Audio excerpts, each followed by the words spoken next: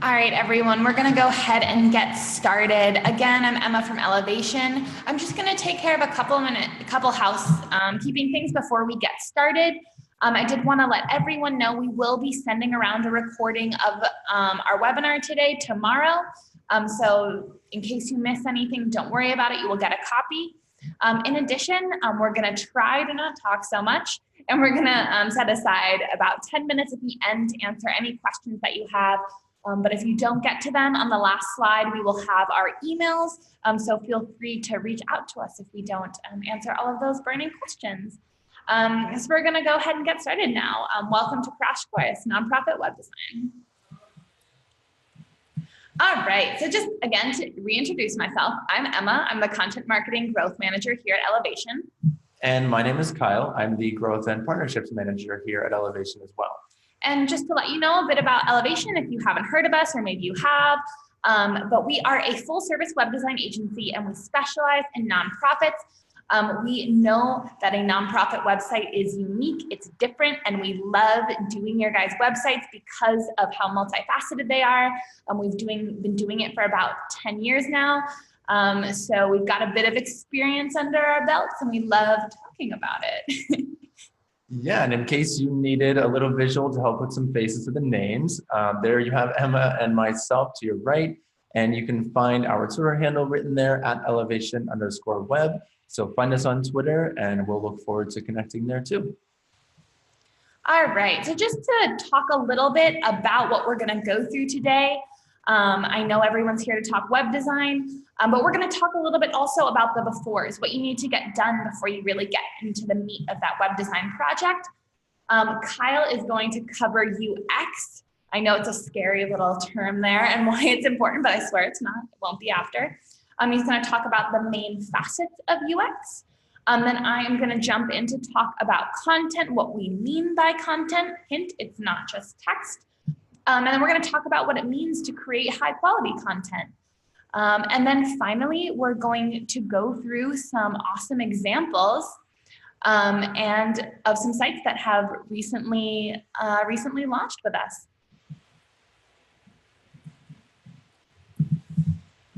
Excellent. Well, thank you, Emma, for that introduction to what we're going to talk about today. We're going to be talking about a lot.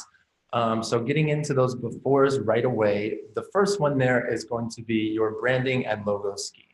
And this refers to your fonts, your colors, and your logo particularly, as that's going to be the main focus of where your font choices come from in the web design. So you want to have those pre-established beforehand, making sure that those are well put together. Next, before you get into UX, you'll definitely talk about your user groups.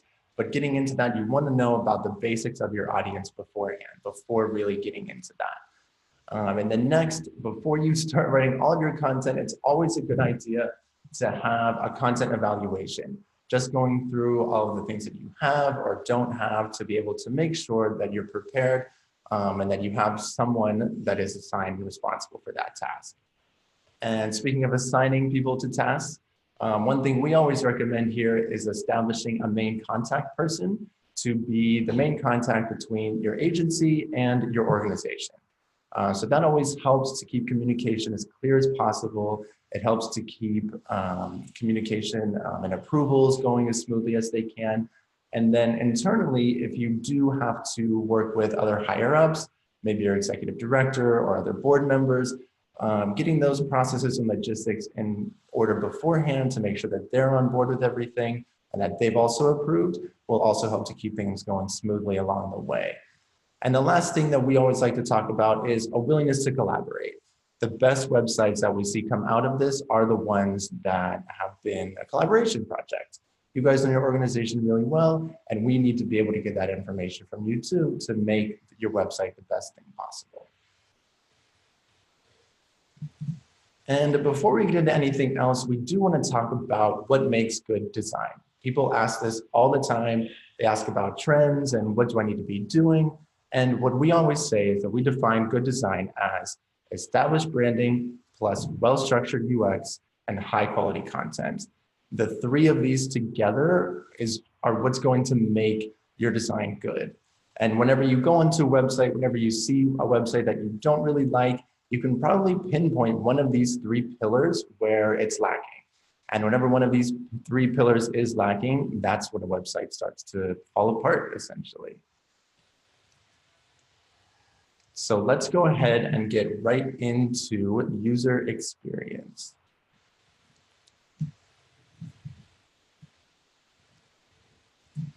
So what is user experience, basically? I like to talk about it as thinking of kind of a mentality change whenever you're going into your website design. So this is when you're talking about what users need from your website and not what you want to give them. You're going to be thinking a lot more emotionally driven and thinking about what's motivating people on your website. So what this does is it changes your focus to what their values are, what their capabilities are, and what their limitations are too.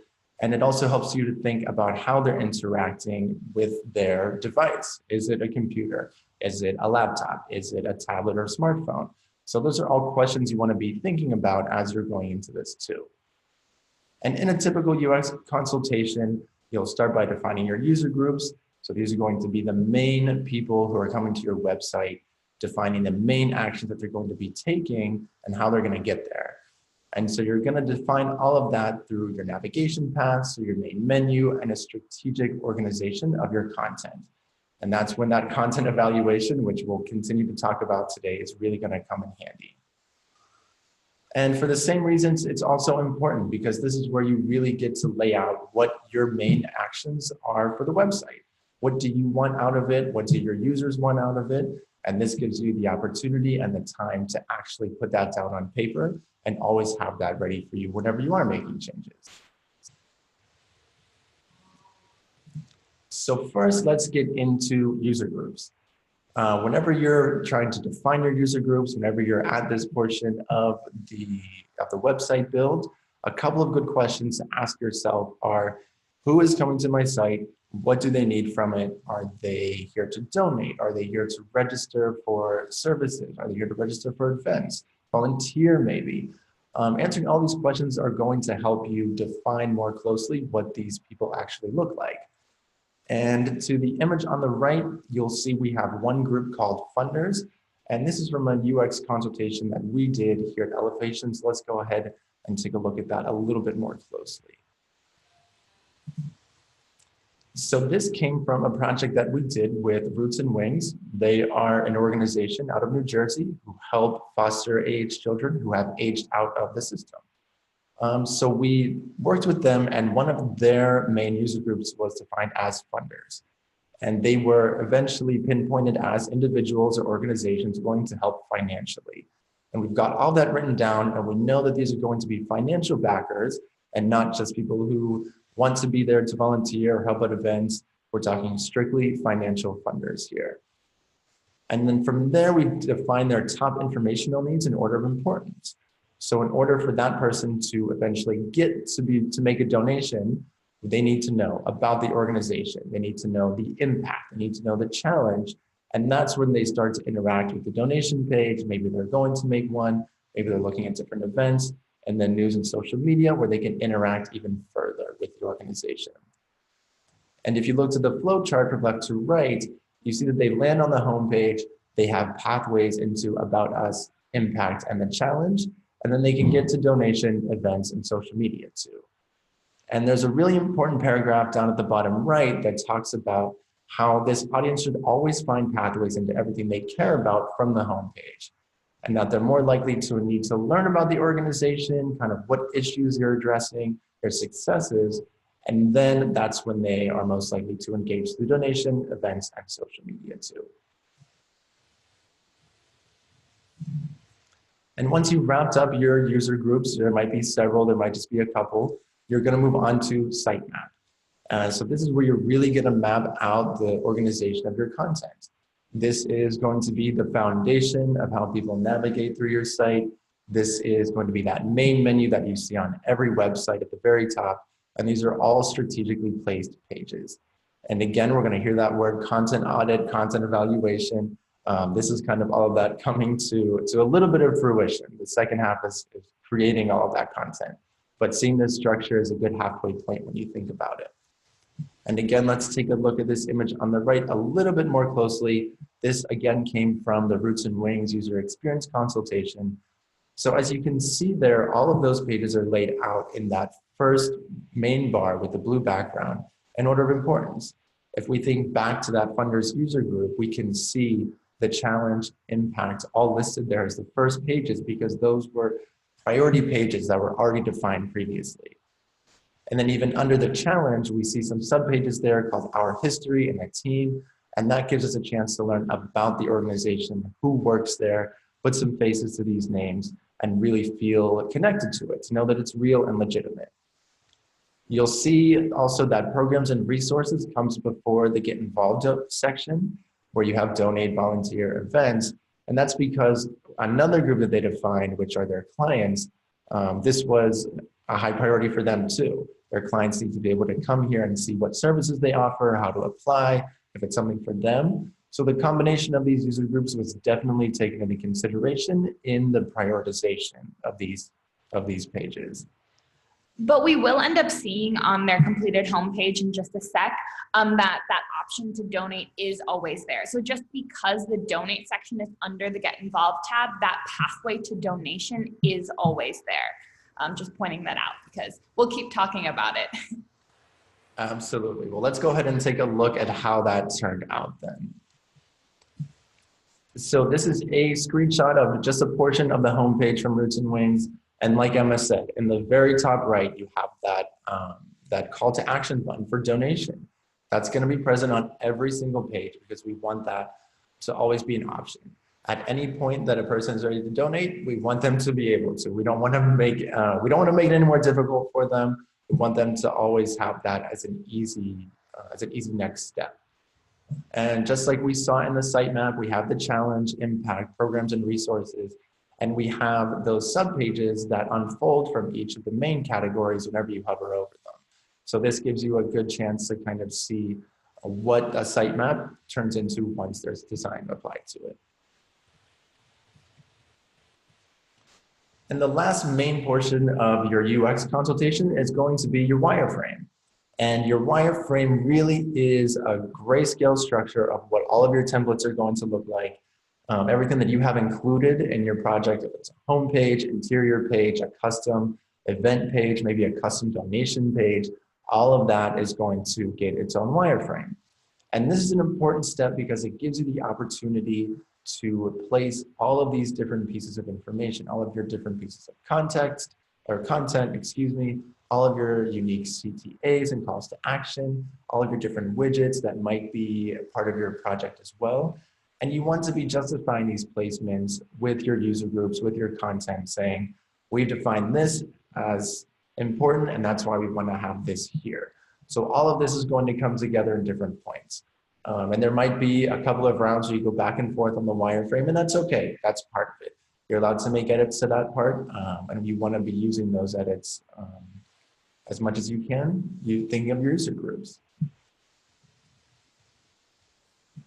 And looking at this example here, we are going to switch to another website that we had worked on. This is from the Yoakum Institute for Arts Education. This is what their wireframe ended up looking like for their homepage. It goes a little bit farther down, but we'll just look at this top half for the sake of time.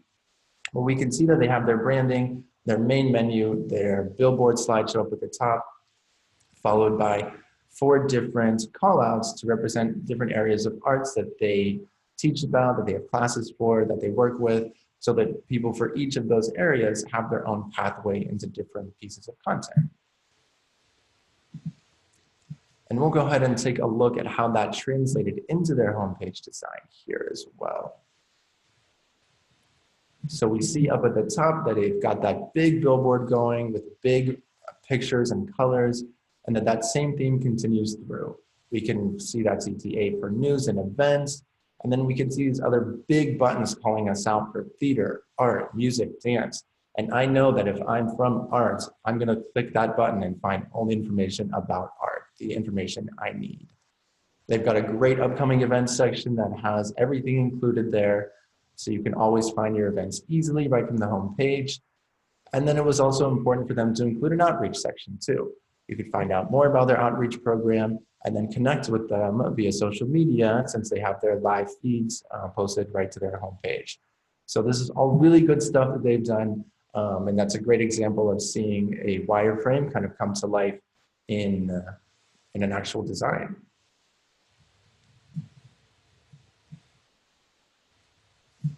And then one other portion of user experience that doesn't always get talked about, but this is something that we really want to highlight here because we're talking about nonprofits. We're all coming from the nonprofit sector, so donations are going to be critical. According to Charity Navigator, in 2017, online giving increased 23%. And that was after a 15% growth in 2016. So we're still waiting to see what the numbers are going to be out for in 2018, but we can assume that following this pattern, that it's going to have an equal growth. So that means that donations online have to be on par. And you want to start by asking yourself, does my organization accept donations online? And how do I do it? Do I even know how it works?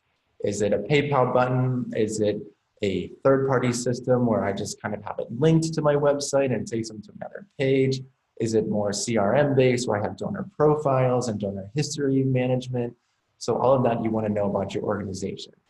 And how secure does it look? People don't want to give money, especially now as we become more internet savvy, to a site that they feel is not secure. So making sure that you have security seals, that you have certificates and everything to show that your site is secure and that people feel comfortable giving on it is really, really important. Absolutely. And so one example we're going to go through here is the Dreamscape Foundation.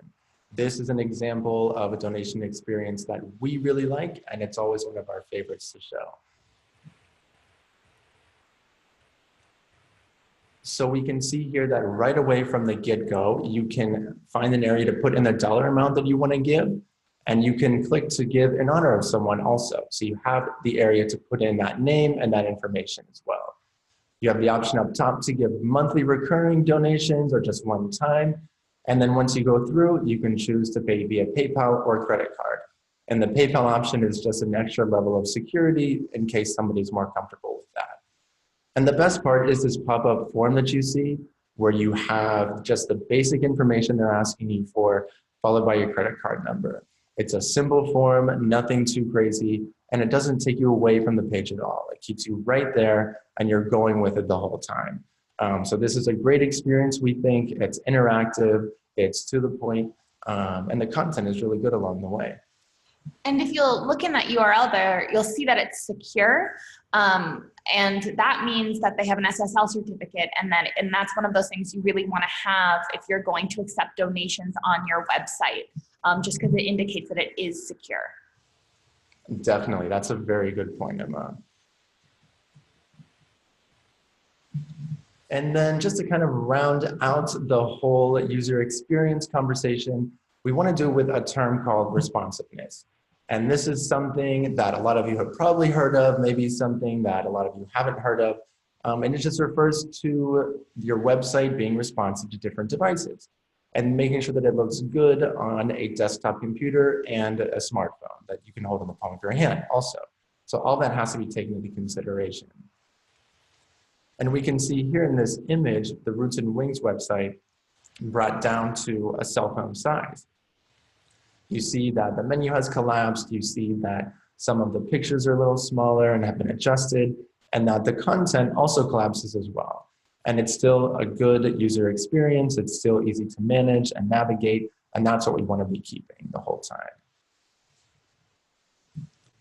And if we take a look at a different example from their website, you also want to make sure that when you do have to shrink the size of your browser, maybe from a desktop computer, that it's still going to adjust accordingly. So maybe you're working and you have 3 windows open, 3 browsers, 6 tabs each, and you have to shrink one down. This is what it ends up looking like on Roots and Wings website. You have the menu that collapses into the top right corner, into that hamburger menu, we call it, so that when you click on it, that menu expands and you have all of your navigation options still, instead of having it all scrunched together and then be pushed onto 2 lines, and then it doesn't look good and nobody likes it. So we want to be keeping with those good design trends and making sure that the UX is in order. and making sure that everything collapses properly. And all of this together brings us to the point of establishing trust. Trust equals conversion. And when you're able to structure a website well, when you're able to have it laid out properly with a user in mind, with your user groups in mind, you're establishing that trust in someone. And as nonprofits, that's part of our job, to establish that credibility. No one's going to donate or volunteer or register for events if they don't get that feeling from us. So we want to do everything we can to create that ourselves. UX is a great place to start, and content is going to be the other major piece of that, as they will definitely be working together. So we'll go ahead and hand it to Emma to talk to us about content. All right, thanks, Kyle. And yeah, I just want to mention something related to what Kyle just said, and it's what we were talking about at the beginning. It's that we understand that a nonprofit website functions differently than, say, a normal commerce website. Building trust is so much more important for a nonprofit, and therefore when building your website, you really do have to take that into account throughout your UX and your content creation, because it is about establishing that trust. So now we're going to talk about content. I'm really excited about this. I do all the content here at Elevation, so it's something I love talking about, and I especially love talking to nonprofits about. All right, so we're going to break down a couple different types of content. I know when we hear that word, a lot of times we think text, which is extremely important, and I will spend a large portion of the time talking about it. But also image and video are large portions of types of content that exist on websites. When it comes to images on nonprofit websites, and really on websites in general, we're talking about relevant images. And I know that seems obvious, but it is really, really important. Images relevant to what you do, as well as having them be high quality. Now, this is where it gets a little bit hard sometimes, is that a lot of times we want to use that authentic image, or what we view as authentic image of a event that we had at our nonprofit, but it's kind of blurry. It's hard for designers to edit. And so it doesn't really end up working for a nonprofit website. But that's when Shutterstock comes in, and that's why I want to talk about it so early on, is that Shutterstock is a great way to get relevant images for your nonprofit that are high quality, that render well on the web. And it just ends up creating an overall, beautiful design. So it's nothing that we should be scared of. Sometimes nonprofits ask us, is it bad that we're going to use Shutterstock images and not, ones that we've actually taken? But not at all. I mean, we all know that our budgets are small a lot of the time, and we don't have time or money to hire a photographer for each and every event we have. So image is that first, one of those first pillars of content. Again, Shutterstock is a great way to check that box off. The next type that I want to talk about is video. Generally, when we're talking nonprofit video, we're talking about an About Us video. And we really think it's worth the investment. These sort of videos allow donors and those who have participated in your programming, volunteers, to share their own stories. And it really gets those who are visiting your website engaged and excited about what you're doing. So we really think that's an awesome way to engage, and it's another type of content that we love to talk about. And we'll come back to text, like I said. So here we are with written content. The reason why we did, we structured the webinar in this order was because Kyle talked about user groups first. And that's really essential that you lay those user groups down before you sort of dive into your written content, because you need to know who you're writing for. And in this case, it's your user groups. There's a couple different lingo or marketing terms there, target audience or buyer persona. Because if you Google writing for the web, sometimes you'll see those terms, but it's the same thing. You're talking about your user groups.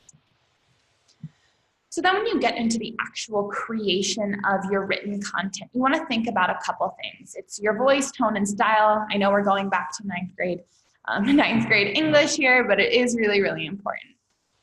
So when you're creating your nonprofit's written voice, I like to think about this as your nonprofit's personality. It's not going to change. It's going to remain consistent like a person's personality. It will shift. Their tone will shift depending on who they're talking to, but overall you're the same person. Generally, this is a casual yet professional vibe, but it definitely depends on your nonprofit, depends on what you do. Roots and Wings, who Kyle was talking about earlier, they're gonna have a completely different voice than maybe an organization that really focuses on, medical research. Those are just talking to two different audiences. So keeping that in mind when you're developing your voice, your written voice for your nonprofit is really important. Then it's tone. Again, this is just like spoken tone. It's going to change depending, again, on your context. I think it's really important to think about your buyer personas here, and that's why your buyer personas, your user groups, which is why we talked about them first. It's to think that you want to create a different tone depending on those navigation paths. So maybe you're on a interior page, that means not your home page, an interior page that's in the navigation path of a donor. So you want the tone of the written content and visual content on that page to reflect that user group. Maybe it has multiple user groups that are going to end up there. So you want to then merge those tones so that you're speaking to those specific groups. So again, like I said, it's going to shift, but it'll remain within that larger nonprofit voice. And then finally, your style. This is another unchanging aspect of your written content.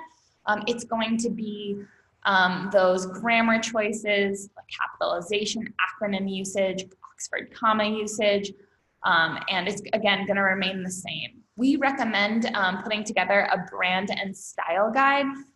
That way, everyone in your nonprofit has access to it. They know exactly what the rules are for written communication, and that way it can stay consistent across, email marketing communication as well, or press releases.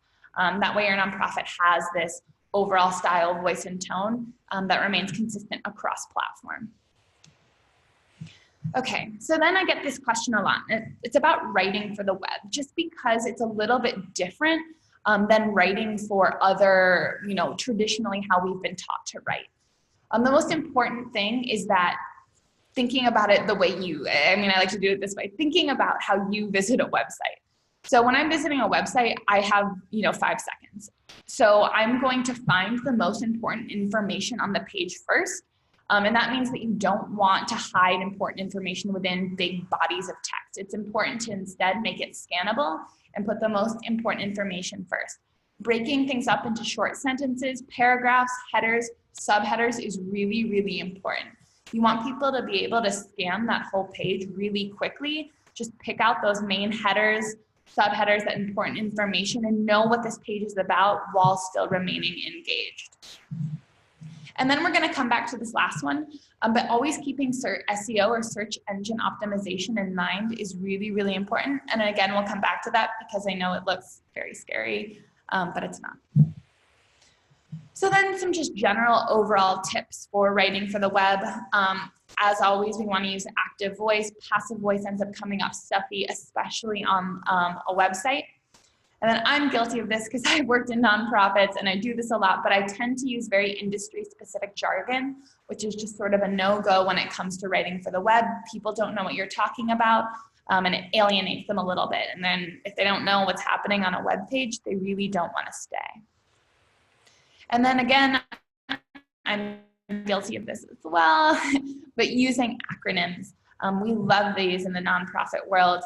But a lot of times acronyms, again, are confusing for people, especially if there are multiple different acronyms on one page. So as much as possible, writing those out so people know what you're talking about.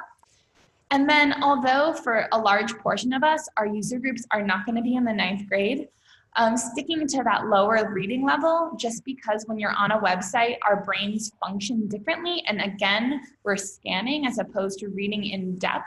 And people really want to keep that lower reading level in order to get information, the important information, as quickly as possible. And one good tool for this is a tool called Hemingway Reading Level. If you Google that, it'll come right up. It's a great website where you can just copy and paste in your text, and it will tell you which parts are to advance and which grade level you're writing at. And it'll give you tips on how to make it either more or less advanced. Yeah, we use that a lot when we're creating our content here for either our blogs or our website. And then finally, proofreading, establishing a system at your organization for how many edits things need to go through and who they need to go through ahead of time. That way there are no issues when you end up publishing things on your website. And again, like Kyle talked about before, it's all about credibility and trust building, and you lose the second there's a mistake, you lose that credibility. So making sure as much as possible you can eliminate all mistakes. Okay, and now we're going to get into the sort of the meat of this. It's engaging content. And I get this question a lot about from nonprofits about how do we create content that people engage with? And that's sort of the answer in the question. People, making sure that your content is people-centric. So that could be the people that you help, your donors, your volunteers, your staff, your larger community. When you make the stories that you're telling and the issues you're exploring about people, you end up creating more engaging people-centric content.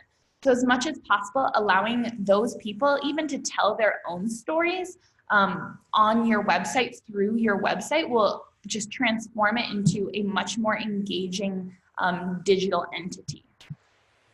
Then always keeping your mission and values in mind whenever you're creating your written content, as well as, you know, choosing your image content or creating your video content. Always keeping those in mind will allow them to be sort of a part of everything that you create, and it allows for coherence and inspirational content in general. When everything is related back to your values, people feel connected to it because the people that support you share your value system. And then this is really, really important, but keeping everything impact focused. Not necessarily everything, that was a misstatement, but keeping impact in mind when you're creating your content is really important, because people want proof of program success. When people give money or when people get involved with an organization, they want to know that they are involved in an organization that is successful, an organization that does what they say they do and are successful in doing what they say they do. Another example, I know we've been talking a lot about written content, but showing as much as possible and telling less is really important. That's why, you know, every tip that we've had thus far about writing for the web has been short, sweet, to the point. And that's because it's really important to show more and tell less, because when we look at websites, we just want to absorb that information as quickly as possible. We want to feel that information, and doing that through picture, through image is easier for us. And Kyle mentioned this a little bit before, but then we want to talk about creating engaging CTAs. So these are those things on your website that say something like donate or volunteer here, get involved, using action verbs to move your users throughout your website, getting them excited about clicking on different buttons and moving through your website in a dynamic way is really, really important. So thinking about those when you're creating your content is also essential. And then also having a blog. We don't have a ton of space on our websites to share all of the awesome things that we're doing.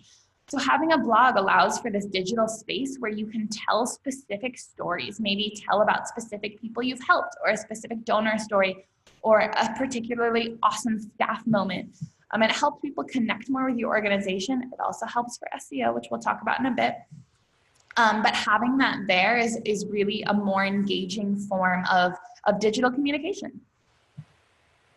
Ooh, forward. Okay, so now we're finally here to SEO. I know we've talked about it, and I'm sure people have heard about it. It sounds scary just because search engine optimization is like a big, again, jargony, coming back to that word, but it's really fairly simple.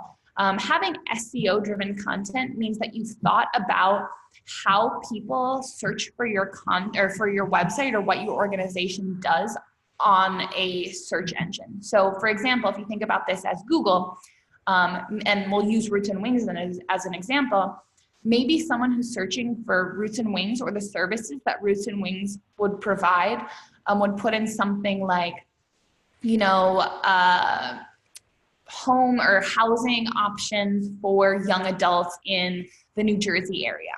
And those aren't necessarily things that you would think about, but those are keywords that someone might put into a web browser that would end up having your nonprofit come out as the result. So when you're creating your content, you want to be thinking about the words that someone is going to put into that search engine to find you. And then you want to use those words within your text, using them as headers or in URLs for specific pages or as menu items or within actual body text, will allow your website to be SEO healthy, and you'll start moving up those results so that people are able to find you. We recommend using the Yoast plugin for WordPress. One, because they're the experts in SEO. They offer a ton of free trainings, which are awesome. I've done them. I think they're great. And they offer a free plugin on WordPress, which does a lot of these things that we're talking about here, so you don't have to think about it as much. It has all these awesome features that allow you to make sure that your content is SEO healthy. So now we just want to talk about some must-have content. I want to do a little disclaimer here. If there is something that your organization doesn't have, for example, we have had organizations that don't have volunteers. Maybe they're more philanthropic, things of that nature. You know, ignore it. You don't need a volunteer page then. Please don't put one on. It'll be very confusing. But these are some must-have content. Now, the first one here is a challenge page. This is really important because it's essentially addressing the problem of why is your organization there? If your organization didn't exist, what would happen? What are you up against? It's really important to have that content there because it's essentially a justification for your existence. The next thing to have is an impact page. Again, we've talked about this, but we're talking about trust. We really want, you want to prove, it's proof of program, it's proof of success. People want to be involved. They want to donate to organizations that are successful. So in any way that you can show your organization is effective via your annual reports for transparency, via numbers for number of people served or animals served if you work with animals, things of this nature, how many volunteers you have, things of this nature. Obviously it'll vary per nonprofit, but having that available on your website is really important.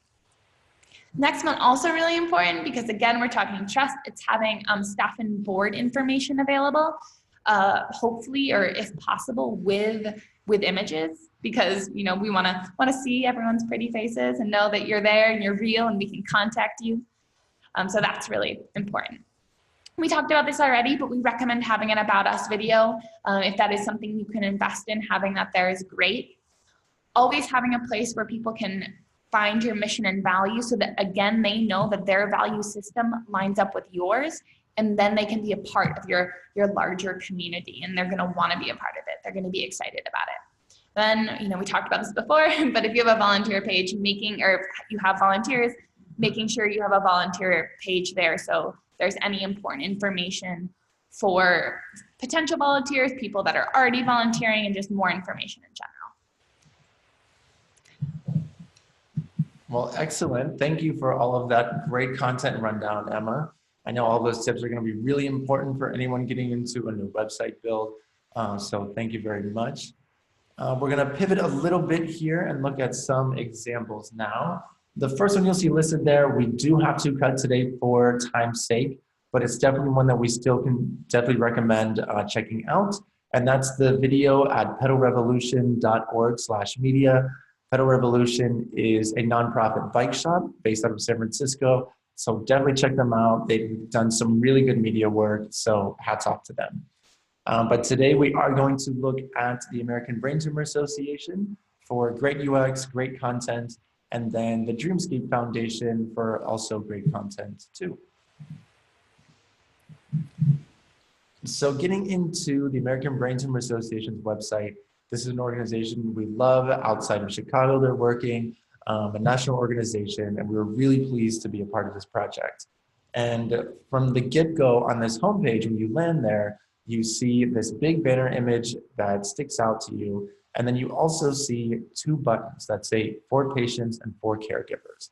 This automatically makes my navigation experience super easy because I can look at that, decide what I am, and I immediately know that I'm going to get different information based on which button I click on. And that's what we want. So by posing that question in more or less words to your users, you're allowing them to easily make decisions and easily decide where they need to be clicking. You just basically laid out their navigation path for them. You just put it right there on their face. And now they're like, oh, I know exactly what to do here, which is what we want. You want your site to be easy and easy to use. On the content side here, I want to point out the lack of written content, because here the image really is the whole story. It's a beautiful image that they've chosen here of a family indicating family values. And then the text that they have chosen to use is really well done. Supporting you through your brain tumor journey indicates that this organization is about support, it's about caring, it's about providing aid to those that need it. And so we know exactly what type of organization we're about to learn about just from a couple words and an image. And as we scroll down their homepage, like we saw in that wireframe before, and then other UX portions, you want to have pathways into different sections right from your homepage. So in this About section, we can see more information about brain tumors. And once we get to the end, it says newly diagnosed, click here, or more about brain tumors. So I automatically know that if I am here researching, if I'm just here to find out some more information, maybe a loved one has been diagnosed, I can go to more about brain tumors and get some more general information. Clearly, if a person is newly diagnosed, their steps and the information that they need is going to be significantly different. And what they've done really well here is automatically separating that into two separate buttons, two separate doorways and pathways, because those are two areas that you don't really want to mix. And on the content side here, I mean, this is everything that we were talking about. It's short, quick information. It's all broken up between headers and subheaders. You see, maybe they didn't have enough space on their interior pages to do a challenge page, but they have information about the challenge that they're facing here, more than 120 different types of primary brain tumor. Like, oh my gosh, that's a lot, and I'm already sort of like hooked. So this is really, really well done content that is engaging and does what it needs to do to both educate and engage the user. And then lastly, here we're going to highlight the impact section that they have on their homepage. And again, from a UX standpoint, this just gives me everything I need. It's giving me that pathway directly from the homepage into that impact section. I have a very clear call to action button where I can click to learn more, and it just feeds me more information that I need as a person coming to the website, potentially donating, potentially needing services, and getting to know the organization. And then here we have both written, really high quality written and visual content. So again, values are very apparent. This is about family here. And then also the numbers that are called out, again, just really, really essential because they're talking about their impact and they're calling attention to the numbers that indicate how successful their organization is and why you should either donate, get involved, or receive services from them. So this is really well done because it's, again, short to the point, sharing what they need to share, and I get all that I need from just a couple sentences here. And then lastly, we're going to look at the Dreamscape Foundation again. We had looked at their donation experience before, and one thing they've also done really well is their About Us page. And this was one of those content must-haves that Emma was talking to us about before. And even there, we can see that on the About Us, they have their mission clearly stated there. And what I do want to highlight here for a UX point is that read more bar with the plus sign that they have below that. So they're using that as an accordion tool, and you as a user can choose to click on that for the accordion tool to expand more information or to collapse more information. And that for us is a great way to increase interactivity on the website, to give the user a little bit more control of how much they're being hit with, I guess you could say, and how much they want to read and take in. So this really puts the control and the power back in the user's hands, which we definitely like. And then just from a content standpoint, it really does everything we were talking about in terms of creating scannable content. Maybe you were having a hard time cutting all of that, information you wanted to put on your page. Well, you can counter that with an accordion tool because it allows you to either expand or unexpand at will. So it's not a huge block of text that it's impossible to read. And instead it's just information that you need. If you want more, you got it. If you don't have to. And here we see that same accordion tool put to good use again on that on an About Us area for Dreamscape. You can choose to click and open each of their 3 main goals. And just like we talked about, that gives power to the user and it increases interactivity. Yeah, again, just allowing for it not to be heavy on the text, but instead having, you know, those sort of more icon focused text sort of squares, and then being able to expand that, allowing for interactivity as well as, you know, just making it a more scannable website. And so to wrap up a little bit about what we've talked about today, I know that we've covered a lot of topics. It was a little bit information heavy. I hope it wasn't too information overload. But the main points from today's presentation, today's session, is that it's all about the user, always. And that keeping it that way is only going to help establish and increase your nonprofit's credibility when people do find you online. We always want to remember that a picture is worth 1,000 words, and probably a better option than putting 1,000 words on your website. And always remember that investing time and even capital is going to be the best way to get the most longevity out of a website. A website really is a living thing. So even when you're done, you know, with your whole redesign, you are going to have to continue updating your content, updating, you know, your image content. So you want to make sure that you've created this awesome thing that is easy to update, easy to do those things too, to extend this longevity. We know that it's going to be an expense, and you want it to be a good one. And lastly, the biggest point here that we want you to remember is that good design does really include the 3 pillars we talked about. We've got branding, well-structured UX, and high-quality content. Keeping those 3 together will give you a good design. And if there is something that you're not feeling right about, you can probably pinpoint it back to one of those. All right, thanks so much for joining us today. We are gonna, in a moment, open it up for questions. But if we don't have time to get to your question today, please reach out to us. We would love to hear from you. But I think starting now, we're just gonna open it right up. If you see, we already have some questions that have come in, but you should have a little QA button, and that will allow you to submit a question to us, and we will be able to read it, and we will be able to answer it for you. We're just gonna open those questions starting up right now and start getting to them.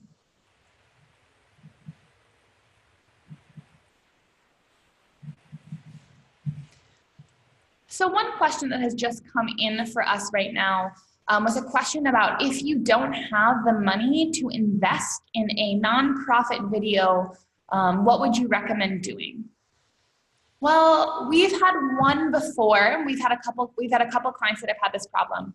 And what we recommend doing, and what we saw one client do, which was super cool, is that they reached out to a local university, and this local university was able to have some of their students create a video for them free of charge. It helps because, you know, students are looking to expand their portfolios, and then as well as, you know, it's just awesome to work with nonprofits. So that's one way that we've seen people do it. And if people have other recommendations, we recommend letting us know. Yeah, that's definitely a good question that we've got a bunch. We have another one that came in here that says, would you consider creating a blog as a possible replacement for a newsletter? My answer for that would be no, because your email newsletter is going to be a heavy and important portion of your email marketing strategy. So I wouldn't replace that with a blog. If you do have a newsletter that with organizational updates or happenings that you can make a blog post out of, then definitely post that information as a blog. But in terms of replacing any part of your email strategy, I would say no, because you want those 2 to always be complementing each other and working off of each other. All right, we'll answer another one of these questions here. We have one. If we work with Elevation for our initial website development, would you be able to enable us to manage ongoing maintenance of the site ourselves after the initial launch? So we actually do. We do have a training post website launch that allows you to take on website maintenance, but we also offer continuing maintenance if you know your organization is unable to take that on. It depends on your nonprofit, what everyone's time schedule looks like, and then also sort of what everyone's tech skills are as well, because it can get a little complicated. But yeah, we offer trainings afterwards to make sure that everyone is up to date and ready to go with their website. Absolutely. And we've got two pretty technical questions that came in. So I'm just going to kind of knock them out kind of a little bit quickly here. So one person has asked if we recommend hosting videos on our website or if an embedded YouTube option would be better. And the answer is always to go with the embedded YouTube option. Whenever you are uploading videos to your website and hosting them there, it ends up taking a lot of space. And that just is going to slow your website down. It's not going to load properly, and the video then won't even produce or play properly. So always go for that embedded YouTube link, and then that also helps you grow your YouTube social channel as well. So kind of a win-win. And then the other technical one that we have here is asking how Drupal 8 has been working. We work primarily with WordPress websites here at Elevation. We have seen that to be the most user-friendly. It's been the best option that we've seen to be able to work in terms of a non-web developer being able to make updates and not big changes, but at least some content changes to the different areas of their site. So we do work mostly in WordPress.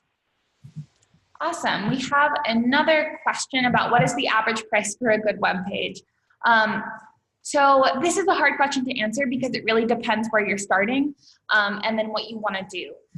If you want a specific, we have awesome people that are able to create docs for you based off like what your needs are. And I would recommend reaching out to us separately. That way we can sort of get a better idea of what it is you're looking for. But in terms of an average price, it's really hard because we have such a range of clients that are trying to do such different things. I mean, we've done little micro sites to, you know, huge sites for, you know, multi-chaptered nonprofits. So it really, really depends. One good thing to keep in mind though, if you do end up getting in touch with Elevation, is to definitely look into and ask about the one-for-one match grant that we offer. I know that the sales team is definitely more well-versed on that, but that's definitely an option to help make this a little bit more accessible. Yeah. Let's see. I'm going to take this one. Are there any free trainings on the web for those of us who don't know much? The answer is yes and no, because I'm sure that if you Google website building for dummies, you can find a million different websites and a million different sources that will tell you a million different things. And the fact that there are so many out there telling you so many different things is why I also say no. Messing with a website or trying to make a little edit here, I know I've definitely done this before, thinking, oh, I can go into this code, make one small edit, and that's all.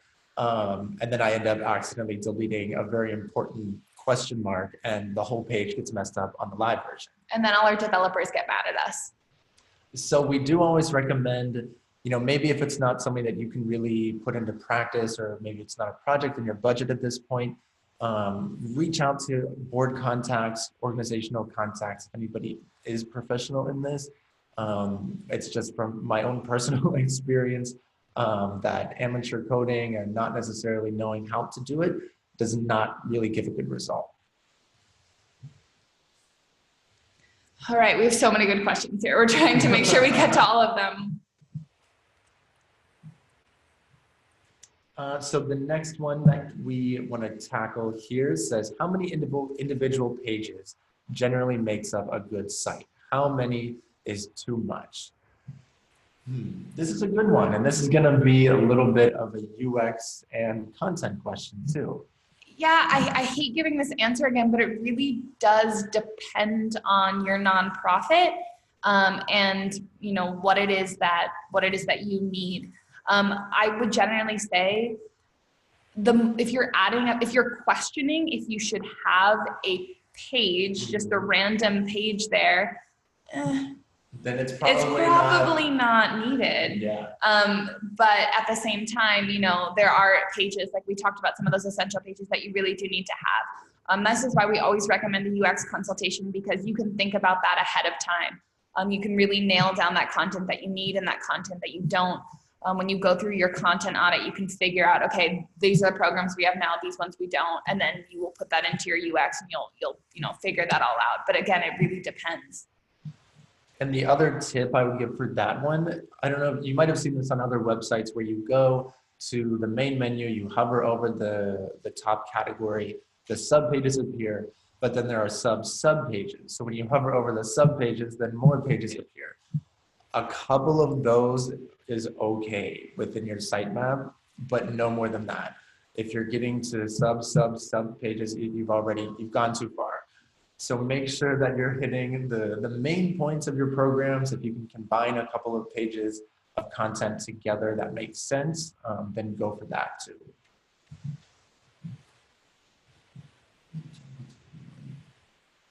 Okay, so we have a question that is, what about chatbots? Chatbots are very interesting. I've been reading a little bit about them, and these typically come in with your customer service or your digital marketing platform. It's not necessarily something that you build directly into a website. Excuse me. But it's definitely a great option to prompt people to interact with you. It's great for customer service, as long as you're going to be responding to those inquiries quickly enough. That's what I would say. I mean, if you already have a Facebook, if you already have a Facebook page where you have people submitting questions to you and are having a hard time getting to those, or have a Twitter, I wouldn't add another thing unless you really, like Kyle said, are able to provide the customer service behind that, because otherwise people are just going to get mad. But they're definitely great tools. A lot of major websites and major corporations and even agencies are all using them. It's definitely on trend right now. So yeah, if you can do it, go for it. Yeah, 100%. Do it well. All right, let's see what else we have here. I think that's... We also got a great option from someone who said, when I was talking about the video, it's worth checking out with Community Access Station. So I just want to share that with everyone to make sure that everyone has that option available. We're getting really close to time here, and I want to be respectful of everyone's time today. So I'm going to cut everything off right now, but thank you so much for joining us. I hope that, if you're either embarking on your redesign process in the middle of it, or just, thinking about it, that you feel a little bit more equipped and know what's gonna come for you, and you can really set yourself and your nonprofit up for success. If you end up working with Elevation or not, we'd love to hear from you. And thank you so much for joining today. Again, I'll be sending out a recording of all of this. Yes, just one last thank you to everyone, and please feel free to get in touch for anything else that